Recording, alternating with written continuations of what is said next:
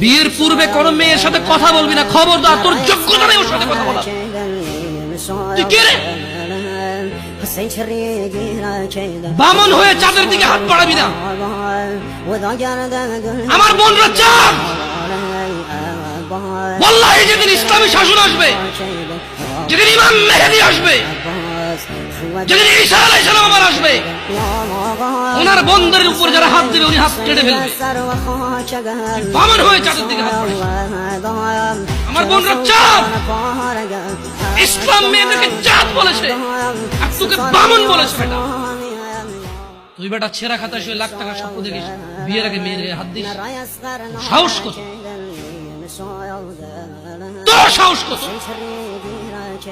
তুই জানিস না মুহাম্মদ সাল্লাল্লাহু আলাইহি সাল্লাম বলছে নেক স্ত্রী দুনিয়াতে যা আছে ওর চেয়ে বেশি উত্তম।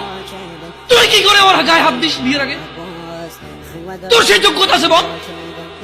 তোকে আল্লাহ জাহান্নামে ফেলবে, তোকে আল্লাহ জ্বলন্ত আগুন নিক্ষিপ্ত করবে, তোর শরীর পচবে, তোর শরীরের গন্ধে জাহান্নামীরা থাকতে পারবে না। তোকে আল্লাহ এত নিকৃষ্ট